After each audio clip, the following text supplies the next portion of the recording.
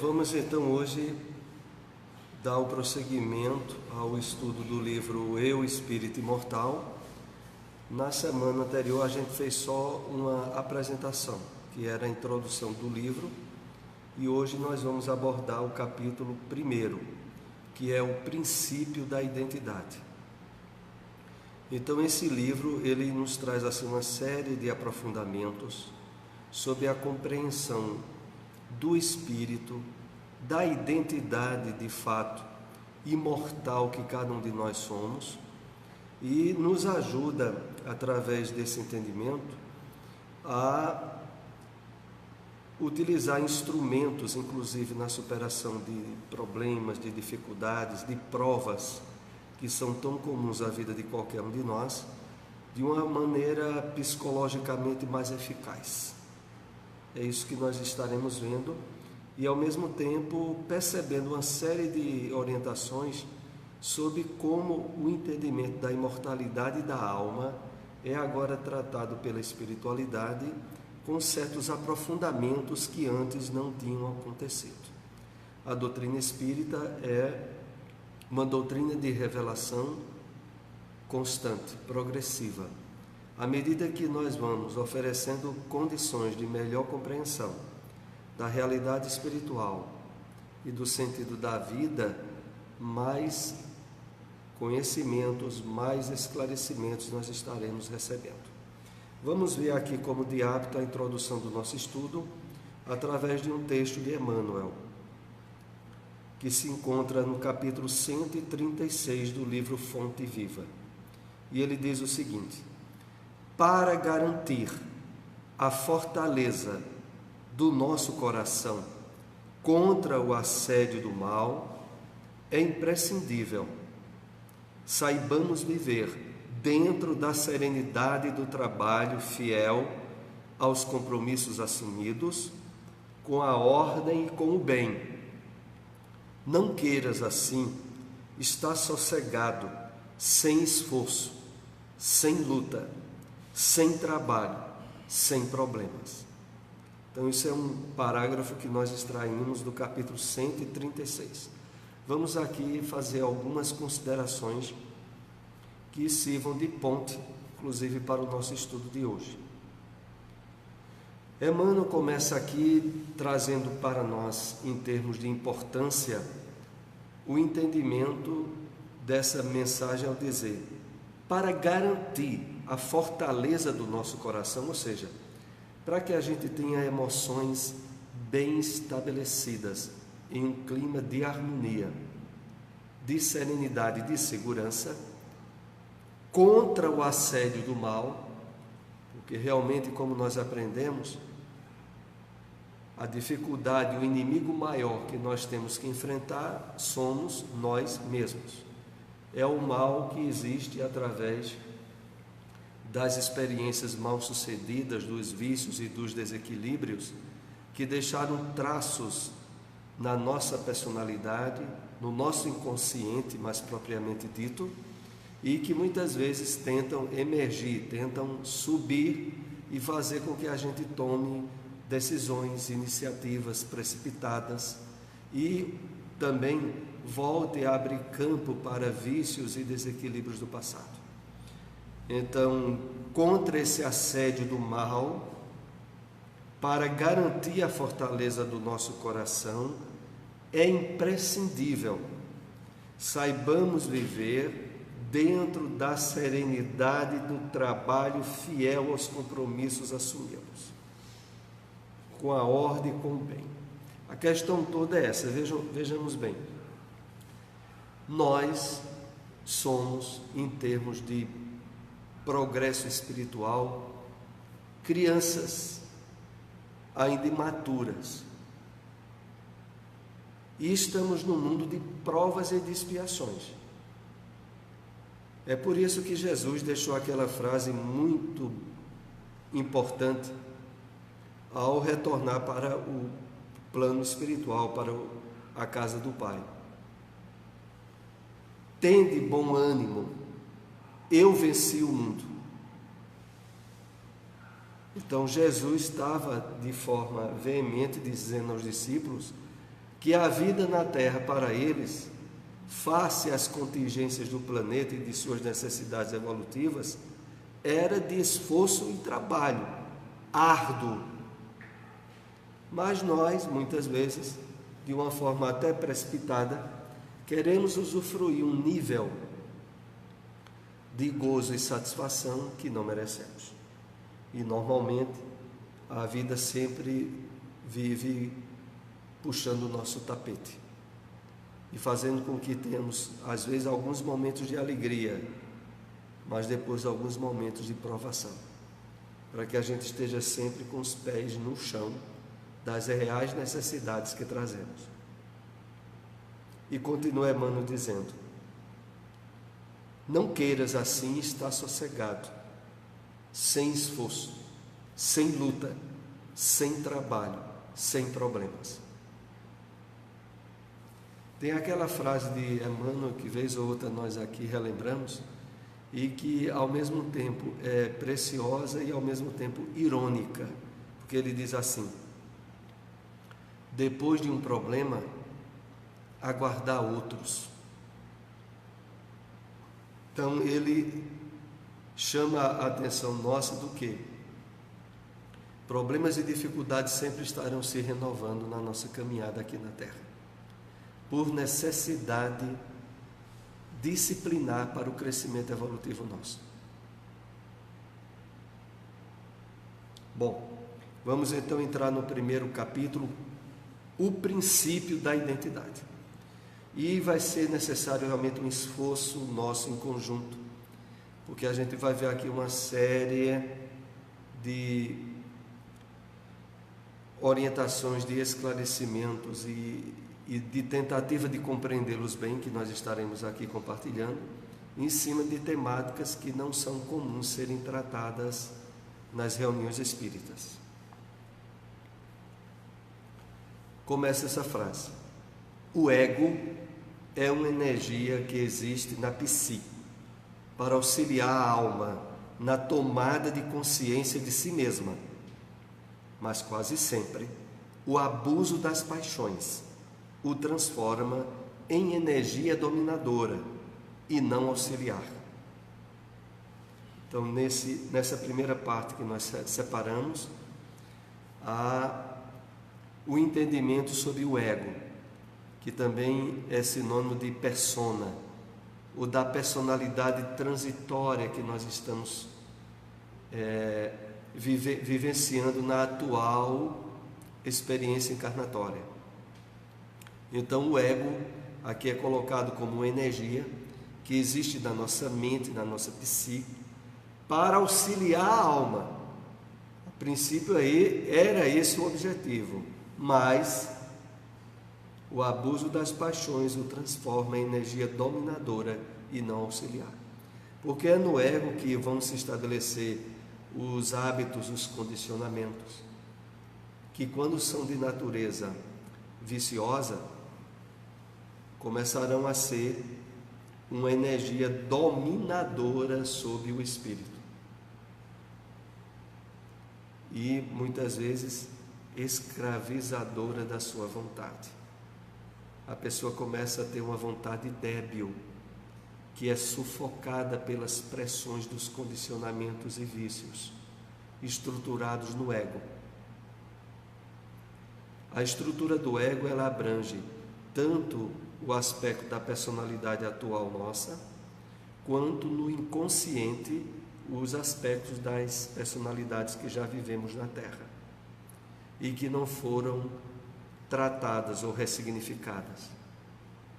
Mas isso nós estaremos vendo bem mastigado ao longo desse estudo.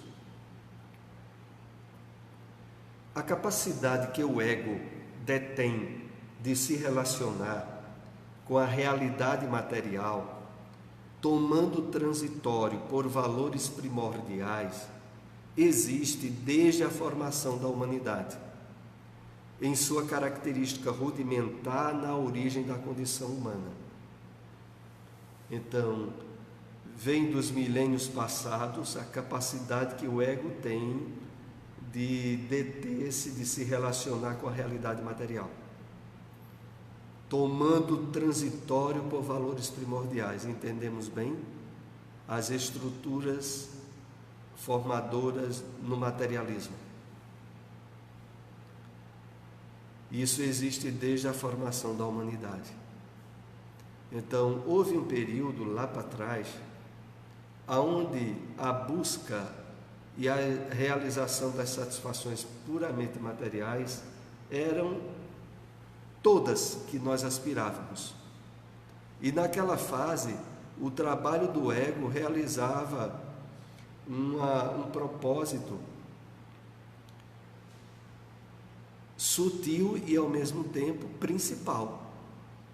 Mas quando o nosso espírito, em termos de maturidade, de crescimento, vai evoluindo, o que é que ocorre? As pressões do ego, dos vícios e dos condicionamentos começam a gerar conflitos. E aí começam os problemas a nível de consciência. E o pior de tudo, quando é de consciência de culpa. Continuemos. Ao tomar características próprias pela lei da reencarnação, o ego adaptou-se às várias existências com as novas roupagens e posições diversas que traçou diante dessas experiências, na sua capacidade de formular as diferentes subpersonalidades em cada existência corporal. Aqui a gente já começa a precisar forçar mais a mente para compreender bem esse conteúdo. Vejam bem. Ao tomar características próprias pela lei da reencarnação, o ego adaptou-se às várias existências, com as novas roupagens, com as novas aparências físicas, posições que traçou diante dessas experiências na sua capacidade de formar as diferentes subpersonalidades. Vejam, é aí onde começam as grandes dificuldades em termos de desprendimento dos hábitos materiais, dos condicionamentos e de nós mesmos, ao longo da maturidade que o nosso espírito vai obtendo, de superar aquilo que no ego passou a se tornar como se fosse uma prisão, uma corrente, uma dificuldade para que a gente, em termos espirituais, cresça de uma maneira mais espontânea e natural, porque aí ele começou, devido ao mau uso pelos condicionamentos e paixões, a não gostar, o nosso ego, as nossas subpersonalidades, a aspiração que o nosso próprio espírito ia exercendo como resultado da própria lei do progresso, a qual todos nós estamos submetidos. É aqui onde a gente começa a entender os grandes conflitos do apóstolo Paulo, quando dizia que nele havia uma vontade de fazer o bem, mas muitas vezes ele se pegava fazendo o mal, exatamente porque estava dentro desse império de conflito gerado pelo ego antigo dele, as subpersonalidades que queriam fazer com que o que agora ele havia aprendido e despertado pelo ensino do Cristo não tivesse voz de execução, mas estivesse submetido aos hábitos antigos, que aliás não deixa de ser a luta de cada um de nós. Enquanto a gente não tiver resolvido de forma coerente e definida a percepção das intromissões do ego e submetendo elas à vontade do nosso espírito, nós teremos muitas vezes atitudes conflitivas. É esse o grande trabalho que a doutrina espírita vai paulatinamente nos ajudando a resolver. Quando aqui fala sobre as diferentes subpersonalidades em cada existência, é porque, vejam, tudo aquilo que foi alvo de desejos, de sonhos não realizados, numa encarnação, o nosso ego leva para o plano espiritual. Quando a gente reencarna, que através de uma nova educação, de um novo corpo, de uma nova experiência, forma-se um novo ego, aquela subpersonalidade do ego anterior não foi morta.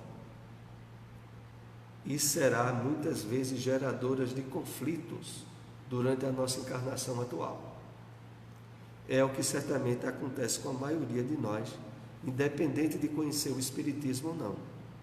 A gente ter, entre aspas, vários eus que tentam, através de vontades diferentes, fazer com que a gente tome decisões que geram para nós muitas dúvidas. Porque às vezes a gente está certo de agir de um modo, mas aí vem algo dentro de nós dizendo, mas por que é que tu não age desse outro modo? É claro que a possibilidade de influências espirituais sempre existe, mas também a questão das experiências, das subpersonalidades que nós trazemos e que não foram apagadas, elas também fazem parte do quadro de dúvidas. Fogo, né? Continuemos. O processo intricado, complicado, dessa adaptabilidade que o ego formulou nas diversas subpersonalidades pelas experiências das vidas sucessivas é, na realidade, um processo de busca do espírito para alcançar a própria consciência imortal e desvelar a autêntica identidade imperecível. Agora, a temática ela vai se aprofundando e vai abrindo razões para que a gente esteja tratando desse assunto como sendo um assunto muito importante. Vejam só. O processo intricado dessa adaptabilidade que o ego formulou nas diversas subpersonalidades é, na realidade, um processo de busca do espírito para alcançar a própria consciência imortal. Então, por trás de todo o jogo do surgimento dos egos diferenciados em cada subpersonalidade, a ânsia do espírito como identidade de perceber a própria imortalidade de que ele está investido, mas que é sufocado temporariamente por aquelas subpersonalidades que, de certa maneira, facultam com que ele se sinta mortal, por não poder dar prosseguimento àquela personalidade anterior.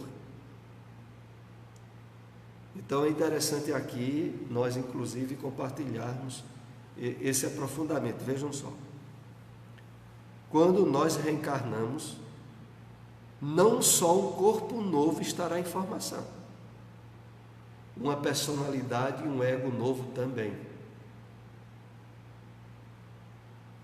E para aquelas pessoas que se sentem muito presas ao tipo de personalidade que estão tendo agora, essa notícia não é agradável, porque essa personalidade, ela também tem data certa de ser ressignificada. Quando essa personalidade, ela tem um traço negativo, de desvio, de vício forte, esse traço vai querer impor-se na construção do ego novo quando ela reencarnar. Isso fará com que a pessoa traga dentro de si certas tendências, certas assim motivações íntimas para ir por um caminho errado, que pode ser um caminho tanto em termos de um vício, quanto de uma atitude comportamental, moral errada, como roubar, como prejudicar ou até mesmo como matar alguém, como uma subpersonalidade forte, negativa, que não ficou resolvida do passado do espírito e que tenta emergir na vida atual dele. Então, aqui começa a ficar bem claro para nós o seguinte: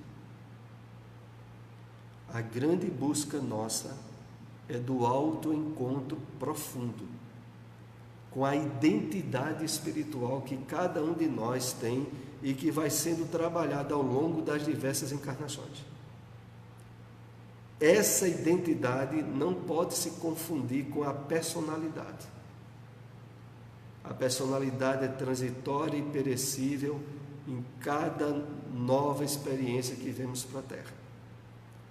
A identidade é que é imperecível. Continuemos. Essa identidade não está sujeita às mudanças pueris da vida material e permanece como identidade real do ser humano, dentro ou fora do corpo. Quando o ego se utiliza da sua energia para se fixar na realidade exterior, cria a ilusão da personalidade, que se fixa na presente reencarnação. Aqui está sendo colocado de uma forma até mais clara o que nós estávamos comentando. A identidade não está sujeita às mudanças de reencarnar ou de desencarnar. Mas o ego se utiliza da sua energia para se fixar na realidade exterior e criar a ilusão da personalidade. Veja. Não é à toa que naturalmente nós temos aquele grande medo de morrer. Porque não deixa de, em termos de construção do nosso ego, nós sabemos que isso vai ter que ser abandonado. Não é só o corpo físico, não. Ninguém reencarna com a personalidade que teve na vida anterior. Vai ser dentro de um contexto novo, dentro de uma individualidade que vai estar trabalhando o que o espírito já viveu de reencarnação, o que viveu no plano espiritual de novo antes de reencarnar. Então vai ter uma série de fatores renovados.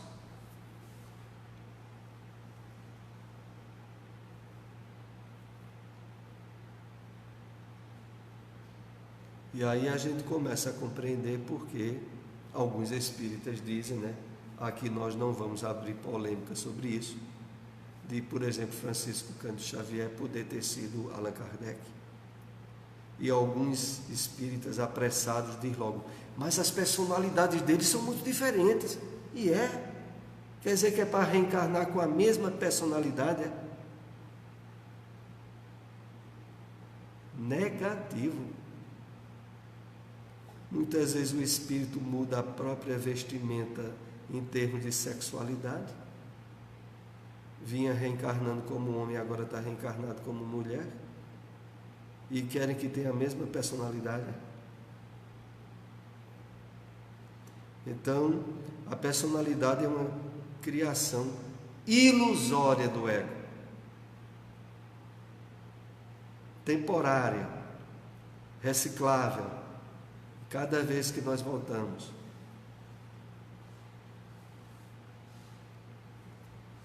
Temos, do ponto de vista transconsciencial, uma forma diferente de ver-se o ego na busca de proteção da identidade e na tentativa de transformar a personalidade na identidade, como forma de sobreexistir no plano físico, mesmo sendo transitório ao que é imortal e permanente na alma. Vejam que coisa interessante aqui. Do ponto de vista transconsciencial, para lá da consciência, uma forma diferente de ver-se o ego na busca da proteção da identidade e na tentativa de transformar a personalidade na identidade. Veja, o problema todo está aí. Muitas pessoas se identificam tanto com a personalidade que estão tendo agora, que se submetem sem perceber a um jogo ilusório do ego de elas acharem que é aquela personalidade, em termos de essência. E em termos de essência, ninguém é a personalidade transitória a qual está construindo na encarnação atual. Porque essa personalidade, ela tem data certa de findar também.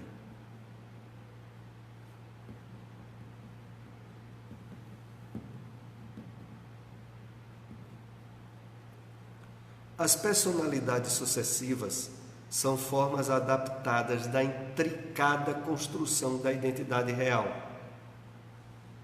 sendo que a contribuição do ego é mecanismo plenamente natural dentro da lei de evolução intelecto-moral.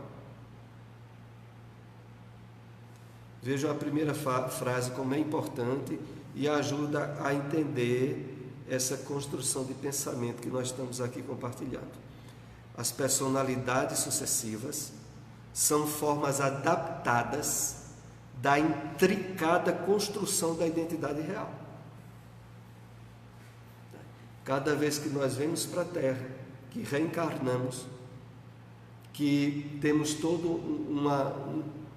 um plano de atividade do ego, da personalidade, com o que recebeu dos pais na educação, com aquilo que ele trouxe do passado e ressignificou na existência atual, existe nisso aí uma intricada construção da identidade real. Porque por trás de tudo isso tem algo que vai sendo construído e que permanece, que é a nossa identidade, não é a nossa personalidade. A personalidade faz parte da construção da identidade ao longo de diversas encarnações. Aí nós já começamos a compreender a razão desse estudo nesse capítulo.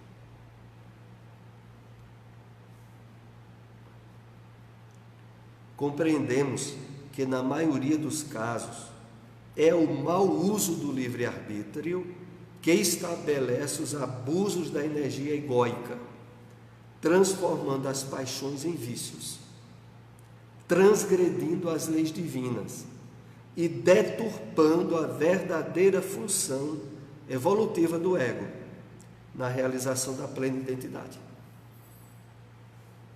Então a gente aí começa a entender o quê? O problema todo está no mau uso do livre-arbítrio. A construção natural e espontânea do ego em cada experiência encarnatória não precisaria representar um peso de sufoco para o espírito libertar-se. O peso do sufoco é decorrente do mau uso do livre-arbítrio, que vai abrir campo às atitudes viciosas ou criminosas praticadas pelo espírito.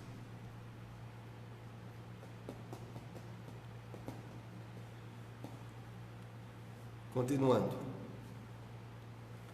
Diferente da identidade, as personalidades são suscetíveis de mudanças e influências do meio, nas quais os hábitos e costumes de grupos sociais ou épocas distintas fazem influência expressiva no comportamento.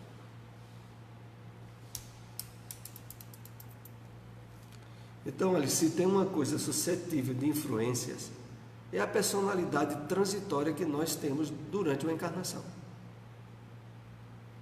Aonde há influência do meio, das amizades, inclusive das influências espirituais, vão exercer um papel importante dentro daquele quadro de personalidade que nós estamos tendo na encarnação. Mas aí é importante sempre ver o quê? Essa personalidade é transitória e não é o nosso eu profundo, não é a nossa identidade imperecível.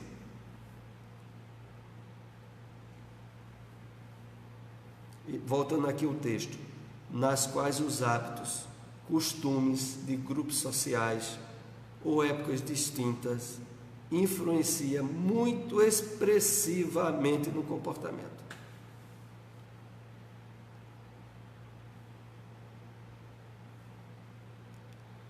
O importante ao longo desse estudo que nós estamos tendo, e isso aqui ainda vai ser trabalhado hoje, é nós percebermos de uma forma mais transcendente, na qual o entendimento novo que agora estamos tendo sobre a identidade imperecível nossa nos dê mais segurança em termos de imortalidade ou de sobrevivência a morte do corpo. Porque pela experiência do conhecimento provocado pela meditação, pela percepção dessa identidade como nós estamos trabalhando aqui, nos ajudará, inclusive, a nos desprender de condicionamentos e de hábitos que muitas vezes têm um peso, porque a gente, sem se dar conta, se identifica com o ego e suas necessidades ilusórias e que normalmente estão em conflitos com a nossa consciência. Na medida em que a gente vai se desidentificando com essa persona atual e dando mais valor à identidade que é o nosso espírito imortal, ele vai ganhando mais força sobre os condicionamentos e hábitos errados do ego. É essa questão que nós estaremos trabalhando ao longo desse livro, Eu, Espírito Imortal. A gente pode, inclusive, aqui deduzir, pelo que já estudamos até esse momento, como é complicado para as pessoas aí fora, que mais do que identificada com o ego delas, elas estão identificadas até com o corpo físico, que temporariamente estão vestindo a sua aparência física. Se é necessário para o despertamento de um nível de consciência, de imortalidade em nós, nos desprendermos da personalidade, avalie quem nem sequer se desprende da aparência física,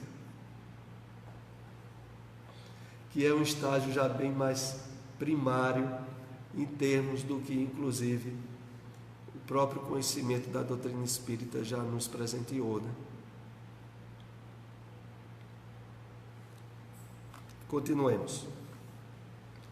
É exatamente cada vez mais consciente da identidade que faz surgir uma personalidade cada vez mais sutil, sublime e liberta dos fatores externos para a sua manifestação real em comportamentos imortais. Perceberam a importância desse estudo agora? A gente vai percebendo. É que na medida em que a gente vai trabalhando a consciência da identidade, ela vai exercer um papel cada vez mais sutil, sublime e libertador de fatores externos em nós, para a real manifestação em comportamentos imortais. É isso que nós precisamos e que o conhecimento espírita vai nos ajudando e facilitando muito. Quantas vezes, devido à importância que se dá à persona, à personalidade temporária, se vive um nível de aparência, quando na verdade a pessoa está passando por conflitos imensos, está tendo problemas inumeráveis, mas fica naquele jogo sutil das máscaras da sociedade materialista, envolta em querer defender uma personalidade que na verdade não tem muita durabilidade não, viu? É para cada encarnação. Porque ao renovar a nossa encarnação, nós renovaremos a temporária expressão de personalidade que estaremos tendo aqui na Terra.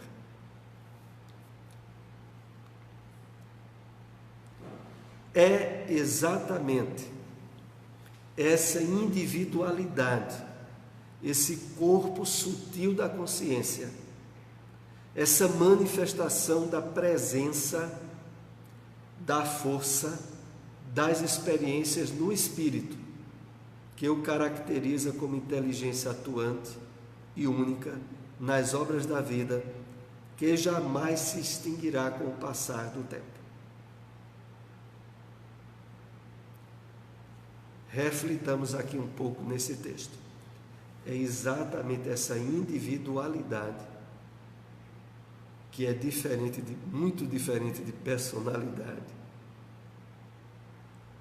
essa manifestação da presença, da força nas experiências no espírito, que o caracteriza como inteligência atuante e única. Porque, aliás, vejamos bem, aqui é válido relembrarmos alguns conceitos em torno disso que nós já tivemos nesse estudo da série psicológica de Joana de Ângeles. Porque veja, quando nós temos uma atitude de legítima caridade, de absoluto desprendimento, quando ajudamos alguém ou participamos de uma atividade de forma profundamente espiritual, pode ser uma campanha do quilo, pode ser uma atividade assistencial, aquela atividade onde a gente estava envolvido de coração. Naquele momento em que nós agimos assim, a intromissão da personalidade nossa, em termos de valor numérico, seria 0. Quem estaria ali profundamente presente é a nossa identidade, ou o nosso eu profundo. Porque toda vez que existe o menor detalhe, a menor tisna assim de reconhecimento, ou de pagamento, ou de retribuição por algo que a gente fez, aí o ego está se fazendo presente. E a qualidade daquela atitude nossa está em prejuízo. E o curioso de tudo é que nos momentos em que nós, de fato, agimos de forma bem desprendida, há no nosso íntimo uma certa alegria interior, ou um certo bem-estar, que também é sinônimo de plenitude, que de outro modo a gente não conseguiria vivenciar. Eu estou lembrando isso porque, de fato, só nesses momentos é que nós nos sentimos profundamente conectados com a espiritualidade e com os objetivos maiores da nossa vida. Então não tenhamos dúvidas nem receios nenhum de que quanto mais nós estivermos despertando para a consciência plena da nossa identidade, mais nós estaremos vivendo satisfeitos, num certo nível de alegria íntima, mesmo nas atividades corriqueiras no dia a dia. Porque o que mais é problematizador de uma certa vivência digamos assim, de uma gratidão íntima em nós, são as intromissões do ego, que sabotam. A gente está ajudando alguém e aí o nosso ego diz: mas tu sabe que tu estás sendo um besta nisso? Essa pessoa nunca vai retribuir essa ajuda que tu dá. Isso pode vir de uma subpersonalidade nossa negativa, pode também vir de uma influência espiritual desse nível também. Mas seja de onde vier, quando a gente dá ouvido a esse tipo de coisa, a gente já está estragando o que estava fazendo. É por isso que quanto mais estivermos atentos nesse trabalho de despertamento da nossa identidade, de forma mais consciente, mais nós seremos autenticamente caridosos, generosos, espirituais, e em decorrência disso teremos mais níveis de plenitude e felicidade íntima, que é o grande objetivo nosso. Então, voltando aqui ainda esse slide, é exatamente essa individualidade, esse corpo sutil da consciência, essa manifestação da presença, da força nas experiências no espírito, que o caracteriza como inteligência atuante e única nas obras da vida, que jamais se extinguirá com o passar do tempo. Quanto mais atenção, tempo nós estivermos direcionando a nossa identidade espiritual, mais a consciência de imortalidade estará se estabelecendo em nós. Quanto mais ego, mais morte. Quanto mais ego, mais dúvida, mais conflitos, mais aberturas à intromissão de subpersonalidades não resolvidas nossas do passado. Essa é a questão maior. Vamos aqui para o último slide do nosso estudo de hoje. As personalidades produzidas pelas múltiplas reencarnações também se extinguirão ao passo de poucos minutos, quando comparadas ao tempo sem fim. Mas a individualidade imperecível, valorizada como a essência preciosa, se manifestará cada vez mais intensa e brilhante, para além do tempo e do espaço, constituindo a herança sem fim do Espírito. Então, as personalidades produzidas pelas múltiplas reencarnações vão se extinguir completamente. Normalmente, isso é analisado nessa obra mais adiante, mas eu antecipo um pouco esse aspecto. Cada vez que nós reencarnamos, uma ou duas subpersonalidades mal resolvidas,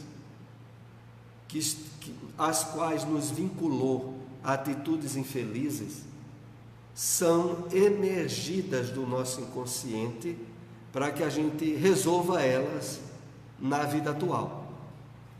Por exemplo, nessa encarnação atual, haverá um ou dois aspectos fortes de desvios, de erros, de vícios que nós vivemos no passado e que as leis divinas permitem que vá emergindo do nosso inconsciente para que a gente ressignifique e resolva, não para que a gente recaia, por exemplo, em vícios que a gente até já superou no passado. Não.